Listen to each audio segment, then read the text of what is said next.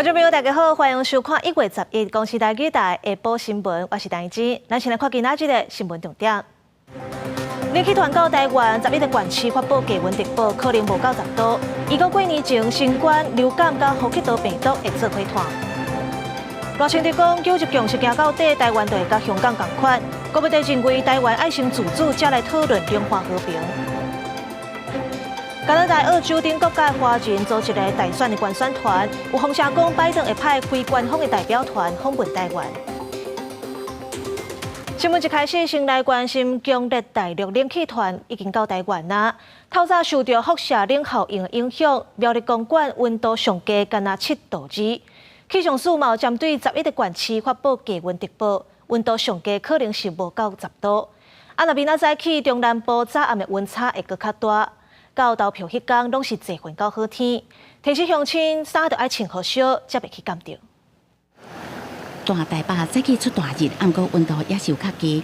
强烈大陆冷气团到位，气象署将对11县市发布低温特报，其中苗栗公馆透早干那7度2，嘉义市的东区嘛干那7度5，台南新化、云林岛南，还有嘉义的民雄，透早低温拢较无8度。这波强烈大陆冷气团是有较大冷，所以透早伫辐射冷却的作用中，中南部温差会搁较大。11台南以北低温伫10度至12度，但是12透早各地也是有寒冷的感觉。但是还是要特别提醒大家，就是在今天晚上到明天清晨，由于冷空气本身的影响，加上夜间还是有辐射冷却的效应哦，所以普遍的一个低温大概就是落在12度左右。沿海空旷以及近山区的平地，还是有机会出现10度以下的低温哦。冷气团到位，伊所提醒，透早温度向降低，交感神经受到刺激，血压会升悬，心跳变紧。若是较侪血也是三高族群，都爱注意穿好少。而且若是加穿衫，都爱阁注意头暗滚，还有骹手爱有风寒的做法。颈部的保暖很重要的一点是，大家容易忽略。因为像是我们是一些像是比较重要的器官或大血管，像是脑部啊，或者是所谓的大血管，就是颈动脉等等，都在这些地方。所以这些如果你在出门的时候，还是注意哦，就是要做好保暖的措施。12日下开始，各地温度慢慢回升。13选举这天，各地拢是维持好天至最分的稳定天气。后礼拜1甲拜2，又有东北季风的报道，北部东半部的天气会变较凉，而且会有落短暂雨。记者综合报道。过年进前活动较济，天气嘛反冷，新冠疫情是又搁举起来。疾管署预告，过年前1礼拜疫情会上严重，有基层医师是建议民众紧去注疫苗，因为到时阵可能有新冠病毒、流感病毒甲呼吸道病毒这3种会做伙团。诊所内底10统统拢是病人，因为最近有冷气团加上买鸡自餐，选举造势等等活动真济，人聚集阁无法度保持适当距离，未少人破病来看医生。有在上幼儿园，所以有时候都很容易会有一些感冒的症状，所以昨天才晚上开始有点发烧，所以今天想说先带过来了解一下这样子。红痛、咳嗽、有痰。昨天不舒服，今天就来看的啊。根据疾管署监测发现，新冠甲类流感疫情继续窜悬。今年第1礼拜，因为类流感看医生的就超过12万人，创近10年来同期的新冠。新冠顶礼拜也增加515例本土并发症，48例死亡，也是4个月以来新冠。基层诊所医师提醒，莫叫是病毒离咱真远。农历春节特别到位，人甲人接触机会增加，恐惊是新冠、流感加呼吸道融合病毒3病毒并发的时阵。新冠的病患似乎是在增加当中哈。那以我们诊所为例哈，我们本周开出的抗病毒药，是这几周以来哈，就是大概这2个月以来最多的一周。疾管署提出警告，类流感加上新冠相连结局，有过农历春节前1礼拜疫情会达到高峰，而且过年了还有另外一波。呼吁符合注疫苗资格民众赶紧去注流感疫苗、加新冠 XBB 疫苗，将避免感染了后并发重症加死亡的风险。记者综合报道。来关心2024年总统甲立委的选举，前苗栗县长徐耀昌进前因为支持郭台铭去和国民党除名，昨暝徐耀昌搁伫面册也讲，伊做县长的时，苗栗的财政问题，国民党政府拢无甲斗相共，等到是民进党化政的时，问题才解决。徐耀昌搁甲郭台铭话话，叫伊莫搁为国民党流目屎啊，因为根本就毋值。前苗栗县长徐耀昌面册刊出一张看夜景的相片，讲伊伫咧做县长时，苗栗县财政困难，伊捌去向当时咧主政的国民党政府求助，煞是无人要甲你，互伊双手空空行出行政院。中央的冷淡点滴在心内，无想到讲，最后对苗栗县伸出援手的，竟然是伊一路咧对抗的民进党政府。因为他知道我们苗栗财政困难，去跟他们拜托，好，苗栗的以后。中央补助的钱不用配额款，我们苗栗欠民进党一个人钱。过去的财政非常困难的时候，国民党帮我什么？徐耀昌表示，苗栗县的财政会当绝处逢生，拢是因为民进党执政的支持，甚至阁要向郭台铭来喊声，莫阁为国民党流目屎，因为因根本唔值。前苗栗县长徐耀昌原本就是国民党的，当初就是因为去挺郭台铭，话讲要换掉国民党，才会去用开除。这个伫咧大选进前刊文，无疑是搁投下一粒震撼弹。大家应该成为中华民国派，大家一起相忍为国了哈。我想大家都是一样的心情，为了地方，为了国家更好。非常多的人都知道苗栗县面对的困境，那这一次我们就需要把握这个机会。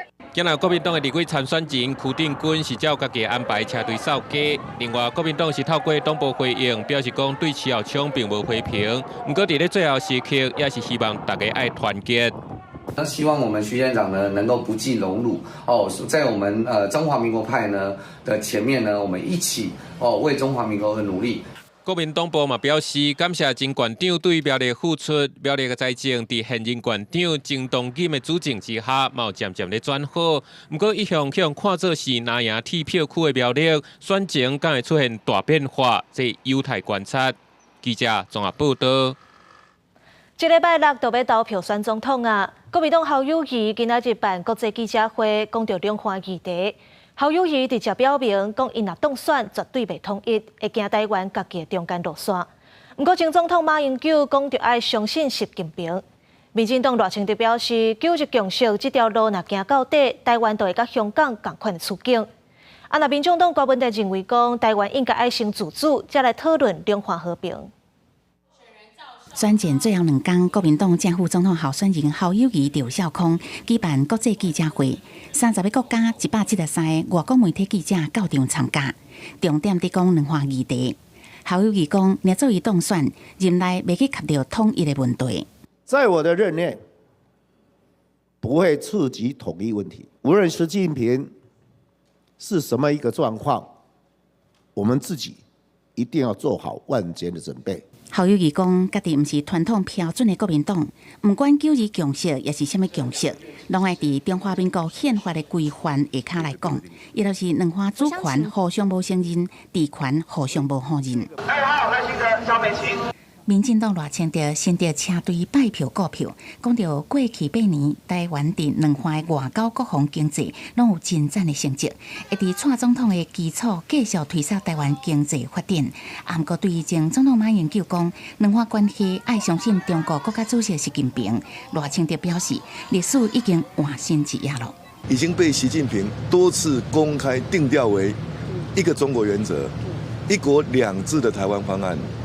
换句话说，9·2共识这一条路走到底，台湾就跟香港一样了。你说要相信谁？要相信自己。更重要的是要让自己值得自己相信的。台湾自主，两岸和平啊！但是没有说一开始要先相信别人了，这个太危险了。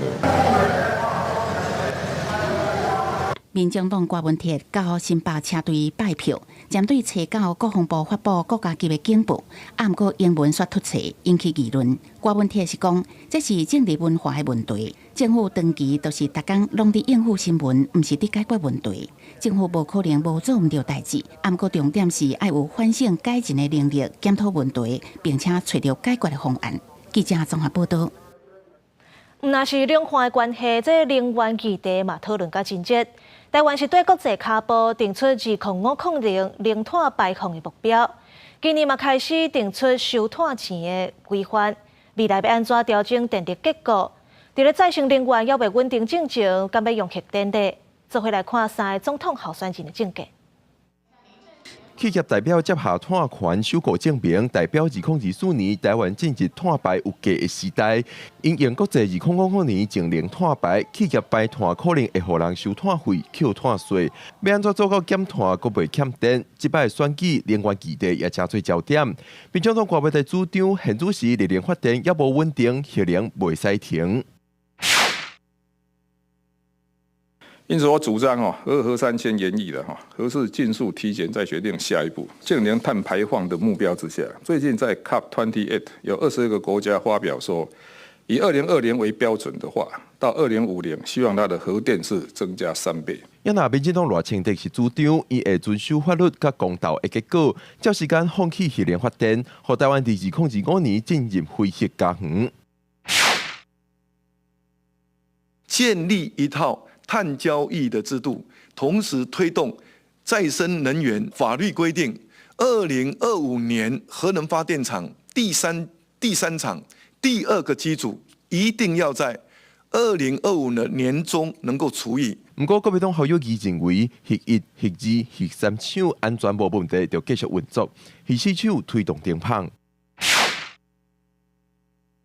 核1、核2、核3。在检查检修安全无虞底下，重新运转。核四，我成立一个核四总体安全审查委员会，在安全无虞底下推动重启。根据国发会的规划，2030年台湾的碳排要减少24%左右，但是这个目标，和民间团体认为无够积极。另外，虽然经济部讲，台湾2022年再生能源发电占比头一摆以8.3%坐过核能的8.2%，不过现主时敢就通放弃核能发电。在气候快速变迁之下，未来总统安怎决定国家的能源结构，各界拢当咧关注。记者郭敏谢桂林台北报道。选战愈来愈紧张，国际嘛真关心，因为选举的结果恐惊就会影响规个印太地区的局势。有民间团体邀请海外华人组一个台湾大选观选团，针对台湾民主选举佮有台海局势提出看法。有风声讲，美国总统拜登伫选举结束了后，会派非官方的代表团来台湾访问。台湾拜登总统大选结果，恐惊会直接影响到规个印太区域的局势，国际拢真关注。长期研究关心两岸政治的台北市新民协会邀请美国、加拿大、澳洲等等的华人自媒体，组成台湾大选的观选团来观察这场选战。这受邀请来的自媒体创作者，嘛有针对香港的局势、台湾民主选举发表看法，嘛有批评马英九接受德国之声采访的时所发表的言论。他说：“习近平是不是独裁者并不重要，我们在两岸关系上必须要相信习近平。”这是什么话是吧？为什么在两岸关系上必须相信习近平？难道打不过的话就只能选择相信吗？对吧？如果一旦真的台湾也被中共拿下的话，中共一定会撕下他的面具啊！观选团自春到来到台湾，拍算要到选举结束了后1月16日才离开。台北市新民协会伫拜四嘛邀请因同齐来召开记者会，受邀请来参与的来宾嘛包括周兴成，伊表示咱国选战正受中国TikTok的影响，面对这款认知作战嘛，爱用自媒体的力量来对抗。其实4年前香港的事情对台湾2020的选举影响很大，不过人很健忘啊。现在台湾人好像很多忘了这个香港发生的悲惨的事情。当然，这个中共一直大量的利用媒体，尤其是像这个短影音来淡化台湾年轻人对香港的记忆啊，所以所以这次主要的这个问题还在认知作战。周兴成嘛指出，目前台湾在经济上一直透过和其他国家的经济贸易合作来对抗减少中国影响，所以伊认为中国会继续加强用文化认同媒体的影响力来进行统战。周兴成希望这届的大选，台湾一定爱保掉主权，一讲刷水有民众在边唱声。希望我们的年轻人上战场吗？上战场为什么不能保持现状呢？你不懂。我什么叫我不懂？我只是关心我的孩子而已。面对中国三不五时，就以武力经济等方面威胁台湾。台湾主权和台海关系一直拢是台湾选民袂当闪避的议题，嘛是国际关注的重点。当然，这也是未来执政者上大的考验。记者卢尚如、谢桂林台北报道。大选剩无2天啊，不过兰斯因为天气歹，飞机甲船帮拢取消。加在选委会协调了后，今仔日有安排一只船会当甲选票送到底。另外，台东有3个投票所，因为人口的结果较特别，有一寡投票箱是专门设置的，敢若予一个人来登票。加一箱选票送去咧船顶，过2天就要总统甲立委的选举。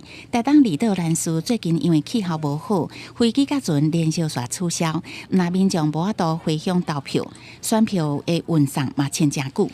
好佳在选委会紧急协调了后，安排一只客船11早起总算会当甲选票送去兰斯。所以今天知道这个有加开这班，所以赶快来啊！对，你是第一次手投吗？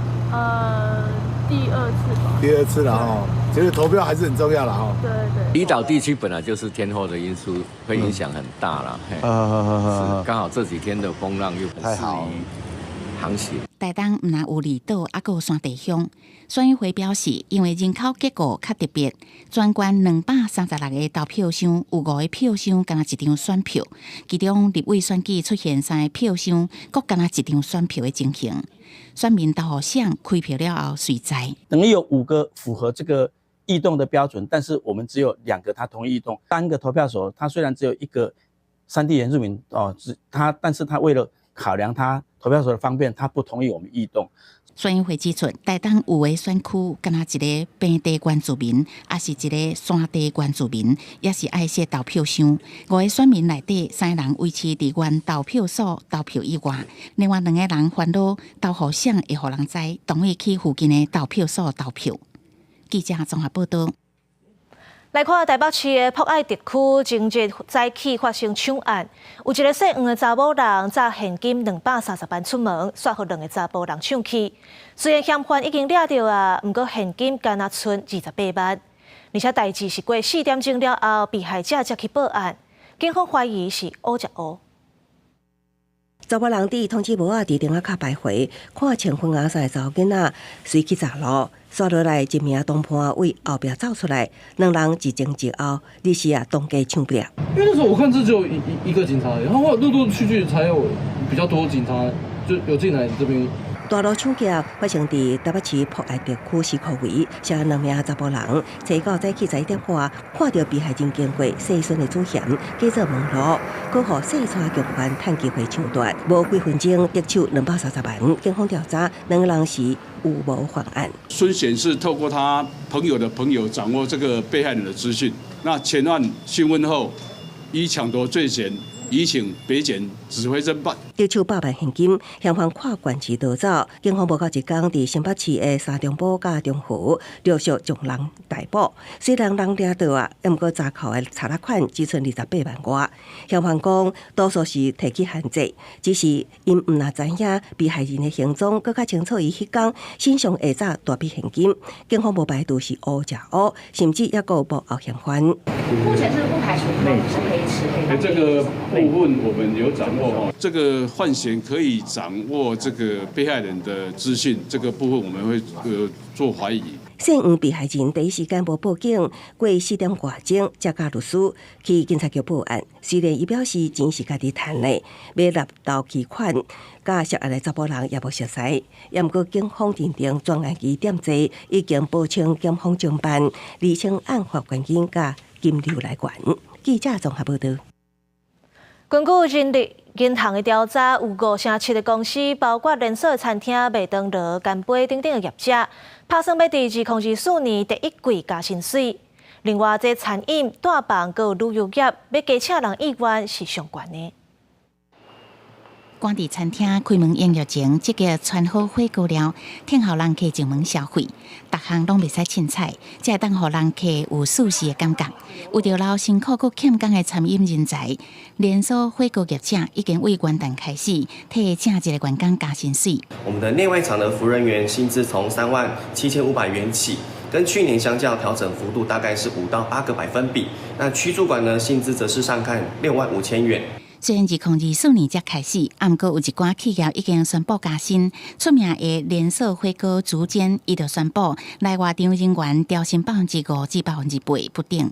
那是素食店麦当劳，因是正日专门调薪2000块。干贝集团是锁定基层正职的社员，也要调成10%的薪水。我们预计征才的部分的话会达到550人。那我们的强调重点是无经验，起薪可以达到4万元以上的一个基本的一个薪资。除了替正职员工加薪，餐饮业嘛积极向找头路的人入手。根据今年银行调查，今年有5成7个企业在第一季有加薪的计划。定在意愿上悬的人是以餐饮、住宿、休闲旅游上侪，过来则是批发零售、贸易、科技资讯、金融保险、会计统计，也有传统制造业。整个缺工状态的情况下，厂商加薪的一个意愿也是比较热络一些的。不过整体来看，还是以这种绩效式的一个加薪为主，齐头式加薪还是属于少数的一个状况。今年专家是讲，因为国内物价起价，一寡员工拢望会当加薪来拍平物价起价压力。若是调查企业研究人才，开出平均的月薪差不多是38387块。记者综合报道。国道客运的载客量目前还未完全恢复，不过营运的成本算是愈来愈悬，实在记载袂掉啊。即阵公共汽车客运全联会针对走底道的通勤路线，人较济、较少的时段，或者是来回，拍算要定出无同的运价。国道客运慢慢驶入转运站，详细一看，离峰时间未少房厝拢只有零散的乘客伫坐，就连单车大厅、单车人也真少。因为国道客运运量也无全面恢复，加上欠人物价起价，营运成本继续升悬。即马公共汽车客运全国联合会要规划针对亲像基隆、南港、桃园大有特区往返南港等这底道通勤路线，提出尖峰、离峰或者是去甲转来这差别的票价。不要调太高，我是可以接受啊。涨价也是要大，不然就是桃园，你不然就是要坐火车，火车也没有比较快。事实上，国道客运的票价为2006年到即马拢无起过，加上有代替高铁的竞争，拢互国道客运长途路线整体坐量落差。公共汽车客运全国联合会检讨国道客运18项成本，伫去年10月提报公路局要起票价，不过这方案最近互公路局退回来，要求重新调整。专联会对来检讨中长途路线的调幅，也建议针对底道通勤路线提出将离峰或者是去回这差别的票价。在早上尖峰的时候，会很多人上不了车，但这种路线到了离峰的时候是一客难求。那所以业者为了营运这种路线，通常会被要求，在尖峰的时刻。开非常密集的班次，但这些人跟车不可能在离峰的时候就到别的路线去营运，变成了营运成本非常高。学者认为，常常出现底道通勤为主的路线，尖峰时间去的人是不满，回或者是离峰时间无人坐。不过国民叫司机下班，长期落来成本未砍得哩，确实应该将成本反映在票价顶悬。若无路线营运袂落去，造成停驶反倒转来对民众的影响更较大。记者综合报道。顶一日新北市发生高中生挂颔棍的命案，这校园安全是引起重视。台北市最近当咧讨论讲，看敢要伫教室装一粒安全铃仔，互学生会当化救人。有校长是认为这想法袂歹，不过爱定规范。若家长是表示，校安的人力若无保护到，装搁较侪铃仔嘛无效。班级发生代志，台北市一寡国中小会伫咧教室内面装校内电话，老师或者是学生会当敲到办公室。不过代志真关键，或者是讲情形真严重，要安怎呢？台北市教育局最近伫咧评估，也就是伫咧国中小的教室内面装安全铃。被误按啊，或者是没有到达紧急程度的时候，直接影响到各处室的那种急迫性的判断。共和国小校长认为规范定出来，才袂造成反效果。国教面表示支持，只要宣导有够讲清楚，这就是一个正常设备。不过学生想要讨救兵，又上来接电话，袂当搁是学不出啊。校安人员不足啦，为什么？你学务人员不可能一直24小时就盯在那里去做这件事情。所以虽然肯定这个做法，可是你还是要有配套，还是要有说到底谁要来去做这件事情。台北市教育局表示，安全铃是配套之一，上重要的也是教育甲辅导。家长团体也指出，讲现有的3级辅导自转3的时阵无教训。以台北市做例，学府中心开案量平均一个人的案件量，敢若13.3件。各地头的家庭教育中心搁较被动。那这个单位基本上是属于闲置比较多哈，那可是这个单位呢非常的重要。办理合作式中度班的民间单位表示，囡仔无适应学校的状态是愈来愈多，中介教育必须爱多元转型，也因为安尼生个案转介评估机制需要重新研究。记者综合报道。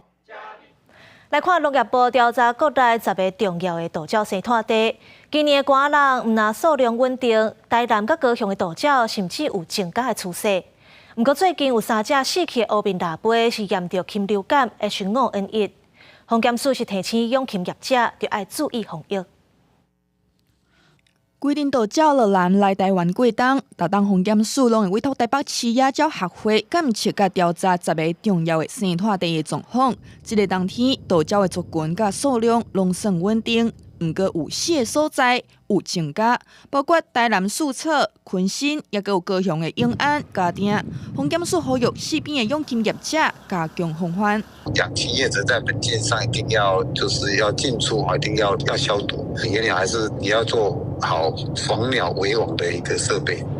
台北市野鸟学会讲，稻鸟来台湾过冬，主要是先到干稻、五果、树草、宜兰这蓝马地，刷落来，搁再拖出去。准讲要降低治疗禽流感的稻鸟，搁再甲病毒挖出去。野鸟学会认为讲，上好的方式就是好好保护重要的蓝马地，也是保护区。民间有够者，稻鸟就开留伫咧遮的生态地。不然他没地方去，伊就走去边啊。好就是让我们几个重要的市草啦、将军啊、鳌骨，就是保护起来，然后鸟就留在那边，它们也不会扩散出去，然后这样子整个会对禽流感的控管会更好。野鸟学会讲，去年12月天气反冷，稻鸟明显有增加。按算这个冬天，落南的乌面腊杯数量有通搁再创新高。不过防检署证实讲，1月初5甲1月初6，拢总发现3只死去的乌面腊杯有治着高病原禽流感病毒 H5N1。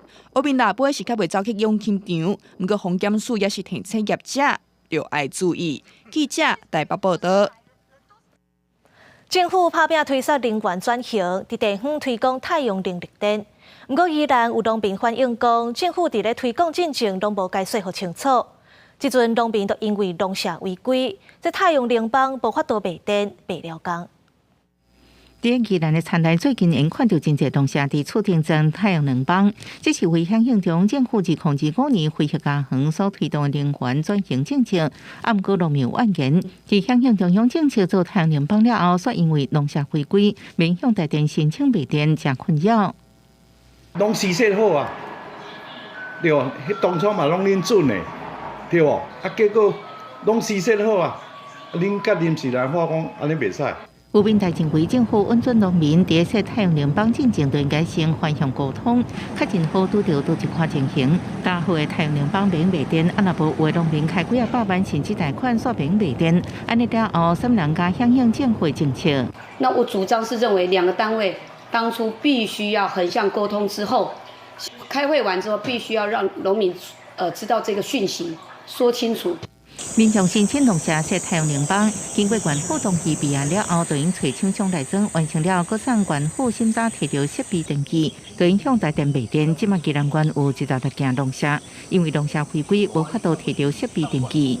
农业部他们的看法是比较偏向于农地要农用，包括农舍的部分。县政府表示，根据能源局伫2022年的函释，依照农地农乡原则，农舍装太阳能发电设备应该是个农乡的事实，免影响农业使用。已经过函文中央，是不是生态保护甲重新重休者的原则，可以用得到同意装太阳能板的民众摕到设备登记。农地违规的部分，会照都市计划法甲区域计划法立管，要求限期改善。记者综合报道。来关心国际消息。大国之间互相比拼，毋那是传统的武器，这太空产业嘛正做新型的军事威胁。亲像中国特当咧扩大太空发展，但年发射的量是拢加1倍。敢若去年就已经射66架遐济啊！找到射的卫星，这路线甚至是经过台湾的天顶，造成威胁。Command of the United States Space Command effective. 美国太空司令部切实进行指挥官交接，将指挥权移交予太空军的上将怀廷。国防部副部长希克斯出席仪式，会中谈到目前俄罗斯甲中国拢伫发展太空的相关技术，要削弱美国加深国家的优势。The People's Republic of China is rapidly expanding its space and counter-space capabilities and integrating them into a broader strategy to challenge our joint force and undermine U.S. interests. Both Russia and the PRC target GPS and other vital space-based systems, and we've seen both countries conduct operations against us and our allies and partners to degrade our space advantages. 希克斯是讲，中国伫2019至2023年太空发射的次数增加1倍，干来看2023年就有66届，其中有效收载有240个，美国有超过2500个有效收载。这种的发展对于台湾来讲，唔但爱注意太空本数，还有太空碎片，另外对无法度控管的侵扰这个可能性，原来会有增加。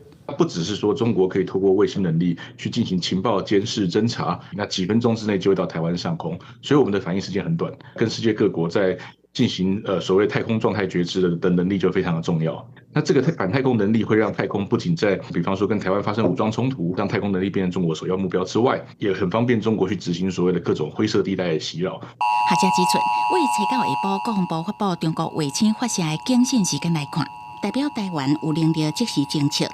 中国10亿原来有2届火箭发射的安排，学者认为台湾需要强化太空的状态警觉能力，才当增加太空本数的预警防范，并确保台湾的太空能力会当平稳进步。记者综合报道。最近因为流感新冠病毒拖到真凶，西班牙是宣布讲出入医疗院所要恢复强制挂喙安。另外，去年12月，全世界有上万人新冠病毒确诊死亡。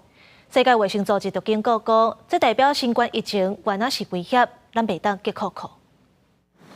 跨年假期过了后，西班牙的流感加新冠病例数大大增加。卫生部宣布，7日开始进出全国医疗院所强制挂喙安，因为必须保护病人加医护人员。De ascenso, pues lo primero que hay que hacer es proteger a esas personas más vulnerables y a las personas, bueno, pues que tienen algún tipo de infección que puedan ser contenidas de alguna manera y el medio físico más avalado científicamente es la mascarilla。不过，包括安达卢西亚自治区在内真侪所在反对，当局是讲有2天的时间会当向中政府提出建议。根据西班牙卡洛斯3世卫生研究所的数据，2023年最后一礼拜，西班牙流感病例增加75%，每10万人都有4383例，单日人数伫一礼拜内增加60%。西班牙已经累积超过1400万新冠确诊病例，差不多12万人因为安尼死亡。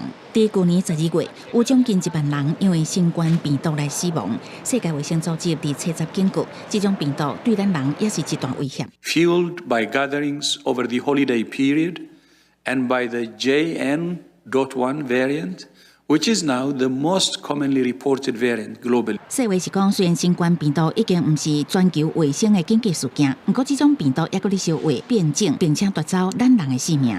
公司新闻吴文玲编译。韩国上大的在野党共同民主党的领袖李在明，顶日啊，互人举刀啊拄暗棍，即阵伊已经平安出院啊。李在明话讲，希望政治的纠纷会当结束。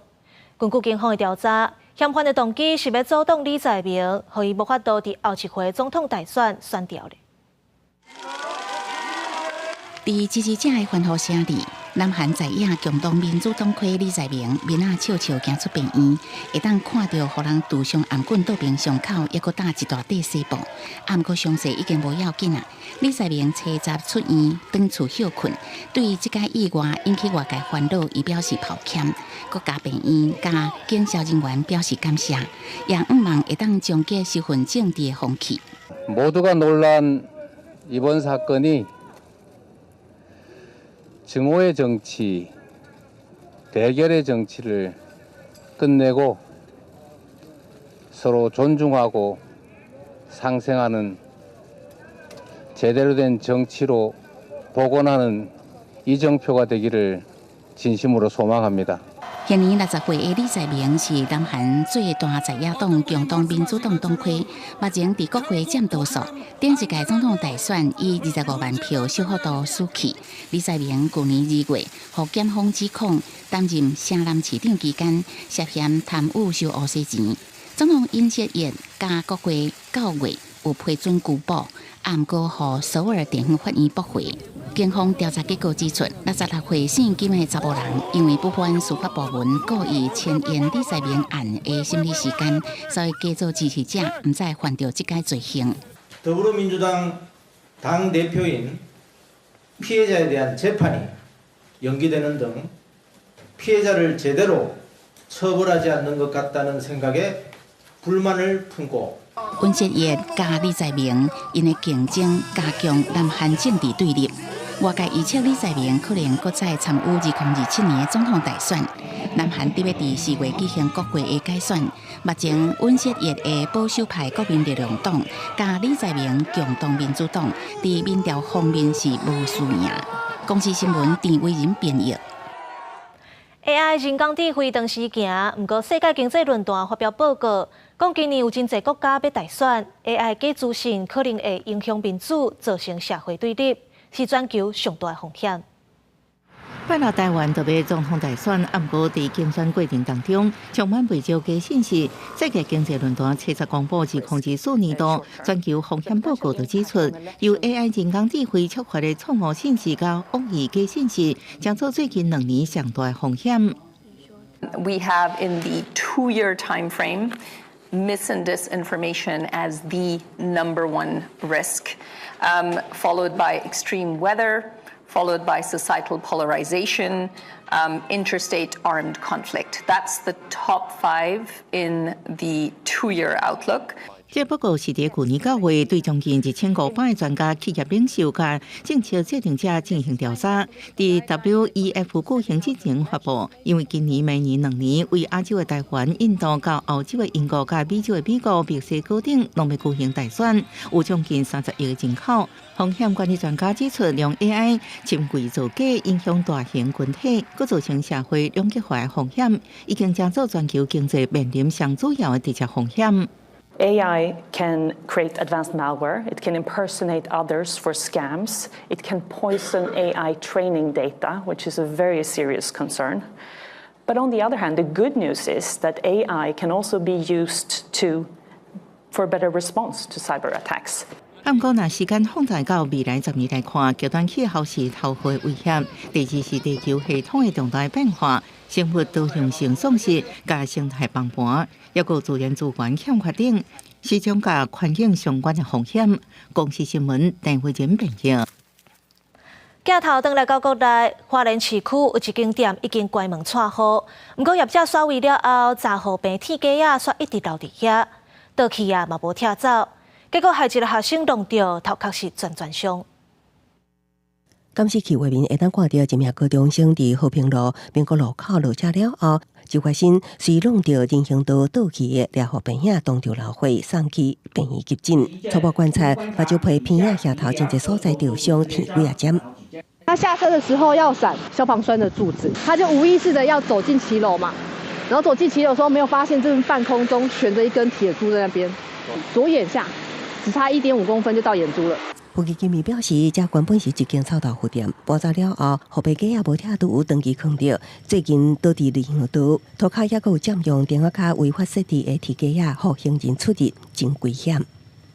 这后来是有请人家来处理，然后他没有放三角锥，要不然之前没有三角锥来讲话，你看这边地上有两只铁片，这铁片踢到或是不小心撞到都很危险。 官府表示，依照建筑法第77条规定，建筑物所有权人使用前应该维护建筑物合法使用甲构造产设备安全。那违反会当对处所有权人违法。依照建筑法第91条的规定，如果说违反这个77条的部分的话，我们是可以罚这个处所有权人6到30万。处长讲完了表示，违规设施拢是前店家所设，也毋过官府强调，处长应该善尽管理责任，所以是追究厝的所有权人责任。那受伤的学生目前也在观察，家长无排除提告。记者综合报道。国道2号大欖交流道昨暝8点外，有一台客运火烧车，火是烧甲真猛，加在司机甲内底3个乘客拢有走出来，无人受伤。清早暗时8点外，国道2号大欖交流道北条出口路边停一台大型客车，规台车道火烧起来，大火一直冲到天边，看起来互人真着惊。抵达现场后，发现游览车全面燃烧，有1位司机及3名乘客自行逃出，没有人员受伤受困。消防人员是伫暗时8点39分接到报案，马上出动8车11人去拍火。初步了解，营运大客车伫驶的时阵，司机发现有异状，马上停伫路径，疏散车顶3个乘客落车，佮报警。导火大客车占用大欖出口甲出口外边的路径，车规个烧起来，亲像一粒大火球。好佳在驾驶甲3个乘客已经逃生，无人员受伤受困。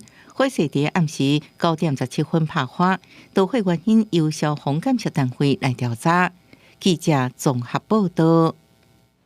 高雄的中山大学定定会出现高山仔，不过最近有一个查某学生因为高山仔挖过来要拍开伊的卡网，害这个学生是错一条，过程拢有翕落来。不过有专家表示，这个学生用闪光灯来照高山仔的掠准，伊是咧甲伊起无空。高山仔一挂来，就想要开伊的卡网，查某学生紧出声甲话。我刚拿闪光灯拍他，他想要开我的包包，我的妈呀！卡网差一点就互高山仔抢去，读中山大学的查某学生甲迄时的状况翕落来，也拿高山仔抢食米的情形，中山大学的学生已经真关系，阁有别个查某学生提供旧年去互高山仔抢食米，阁有袂少高山仔甲家己乌多摆占掉的影片。就是如果你可能只是放在手就挂着，他可能就会来抢抢看。后背包的话要背到前方，比较不会被抢。放在后面也会吗？放在后面有可能也会，因为我觉得他们变聪明了，他们看到后背包后面如果有放饮料之类的，他们也会。学校表示，新生训练拢有选导防范的方式，亲像是卡网爱抱伫咧胸坎头前，也是手较爱摕塑胶袋甲食米。专家也提醒，影片内底查某学生用手电啊，也是闪光灯甲照，会互高山仔认为有威胁，就出现攻击的行为。不建议说拿闪光灯啊，或者拿手电筒一直照猕猴，因为你有可能会引起他的愤怒啊，或者是他会觉得说你是在想要攻击他等等的行为，所以还是建议就是把包包抱在胸前，然后离开。专家也提供影片来提醒民众，若卡网放伫边仔有高山仔挖来，直接徛起来了，甲卡网提走就好啊，避免甲高山仔对上，就较袂发生冲突。记者综合报道。台南的安平溪市场是1989年起的，占地有1.2公顷。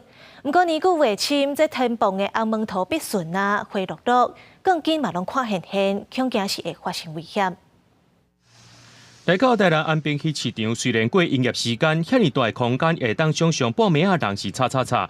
不过详细甲看这天棚的暗摩图已经落落来，甚至用网啊挡掉的，连牛顶头的钢筋也拢走出来，那牵着民众效果不堪设想。这个建物它是在78年的时候建筑的，那过去一直因为它没有到使用年限的关系，所以一直没有办法去提出重建的方案。长时间经由那个海水的腐蚀啊，所以现在钢筋裸露，还有那个天花板的混凝土掉下来的状况非常的严重。1989年起的台南安平溪市场已经有35年历史，唔那环境设备正古凹古臭，连卫生也真落伍，不都和现代化鱼市场比拼。当地大头仔拢希望早一日重建，互因有更加好的卖鱼的空间。那边伊代表也因为安尼先进行会勘，要启动安平溪市场的改建。经过台南市结构技师工会鉴定，建议拆除重建，已获得渔业署允诺补助前期规划费300万。台南市区议会表示，因为鱼市场伫咧国家级风景区内边，兼顾到产业甲观光价值，未来出入动线、附属设施拢爱做好相关规划，包含渔会拍卖水产处理区，还有资源文化教育中心等电设备等等，希望打造一个国际级的鱼市场。记者综合报道。恒春半岛争取真侪年的滨南快速道路，确定咧评估施工。不过，规个工程为规划宽平到施工，阁要开13年。地方认为实在伤久啊，希望中央会当拼紧，量早消透出入垦丁的车阵。水底寮5车路口满满拢是汽机车，每到连假，大量的游客要去垦丁，水底寮平峨公路顶路段就会塞车。 搁影响屏东向台东方向的交通，恒春半岛居民因为安尼，争取国道3号东镇南延的滨南快速道路真侪东，即马总算入去可行性评估阶段。我们把它叫做救命的道路了，因为我们这边医疗水平很差吧。如果急重症要往外送的时候，时间会比较快，争取时间这样，最起码有半个小时以上。 滨南路线会分3个路段 ，A 路段对德长经过潮州等所在了后到枋寮 ，B 路段沿西海岸到红港 ，C 路段则搁对红港一路到恒春。若开通，唔但会使减少民众去市区病院的时间，嘛会使改善廉价交通。但因为顾问公司评估需要13天才会使完工，嘛互恒春民众怨叹时间上久。综合规划还有环境影响评估这个阶段哈，我们是希望可以加紧。 速度7成，可以重叠的这个工作，我们会尽量来缩短它的一个作业的一个时间。它是属于快速道路，那所以它需要进行所谓的2阶段的一个环评。未来在处理顺利的话，我想可以来缩短这个完工的一个期程。 公路局表示，综合规划甲环评作业大约需要5天，设计甲用地取得各需要2天，但会使同时间做，时间嘛需要5天。另外，道路阁要考虑海华景观冲击、军事警限检定问题，但会尽量撇开向属地基定的方向拍拼。记者陈焕武、面交管屏东报道。高雄的轻铁常常发生互车撞到的事故。今年环状线搭通车，即马利用5G 甲 AI 技术，会当互驾驶伫第一时间知影头前路口的状况，希望会当减少事故，嘛减轻驾驶负担。轻铁要来啊！这台手机显示尾算来秒数，阁有实际变化，提醒轻铁驾驶爱注意。荧幕顶悬除了显示上落车秒数，阁有青红灯的警示灯资讯，互驾驶知影，毋若轻铁通行较通顺，嘛袂盲分。高雄市政府甲业者开发5G 联网虚拟技术，目前正咧测试，按3月会伫阿湾在路口来使用。还有在透过5G 的 SA， 可以把这个延迟的资讯降到最低，送给把这个整个在我们高雄整个环状的这个轻轨上面所经过的80几个路口那我们这一次实证场域是在10个路口。这项技术是利用5G 网络加 AI 预判来设定光达加雷达的感应，将轻铁号机等变做车联网的资讯，驾驶嘛会当连面掌握真实路口的状况。因为去年就发生20件车辆弄到轻铁，即马轻铁拢总有80来个路口，未来市府会陆续增这项技术，来避免事故发生。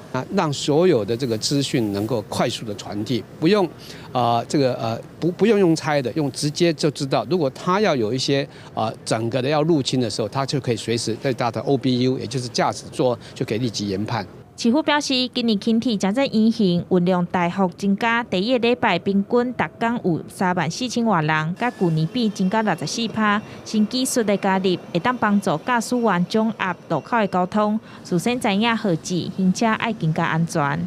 记者张一辉、邱昭荣高雄报道。来看位新北市内的台语老师 Candy， 自8年前嫁去新竹了后，伊生囝了后就变做一个全职的妈妈。后来，伊想要互家己的囡仔自细汉就会晓讲台语，家己嘛开始学。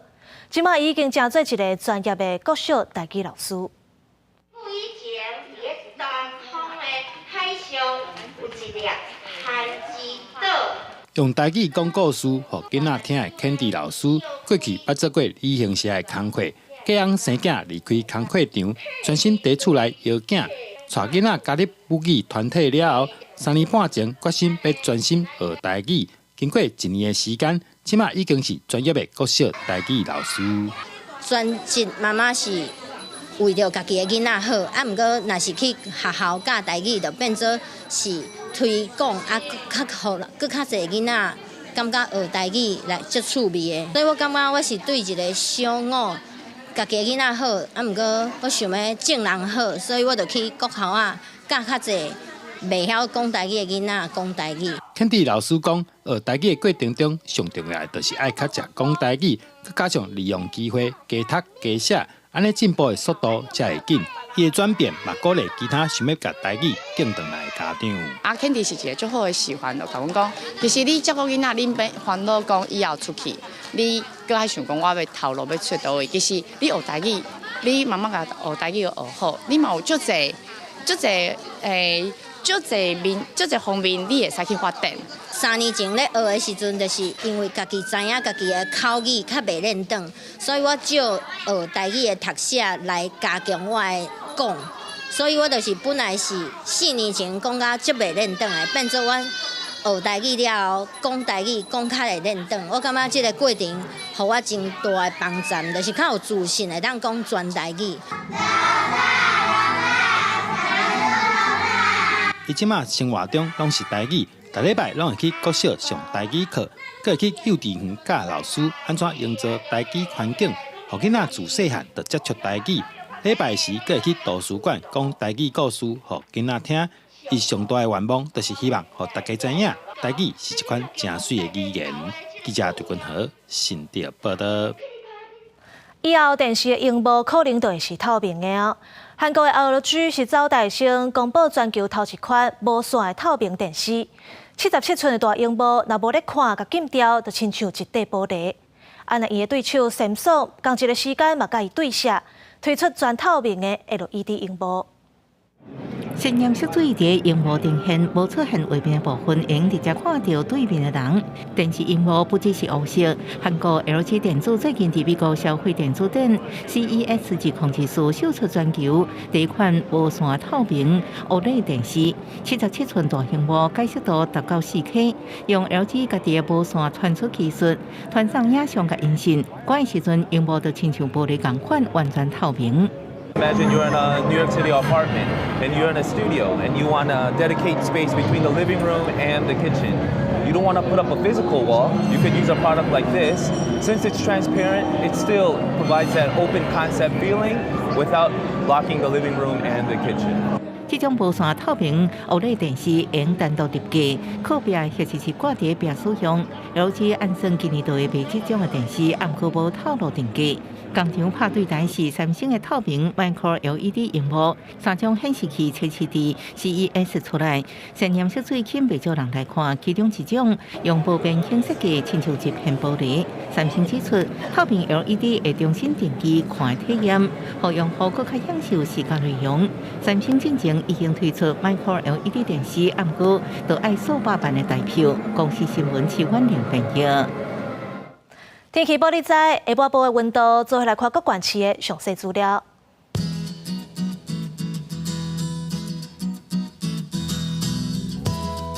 北部地区14度到18度，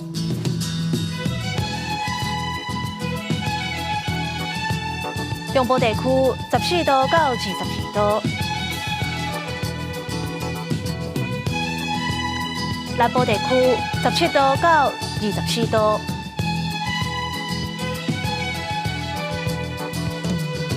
东部地区15度到20度，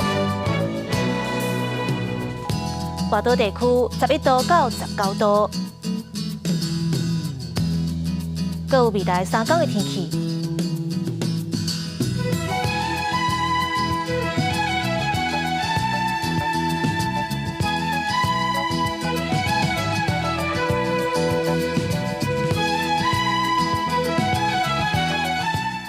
感谢你收看今仔日的下晡新闻，我是陈怡真，明仔载下晡3点，咱再会。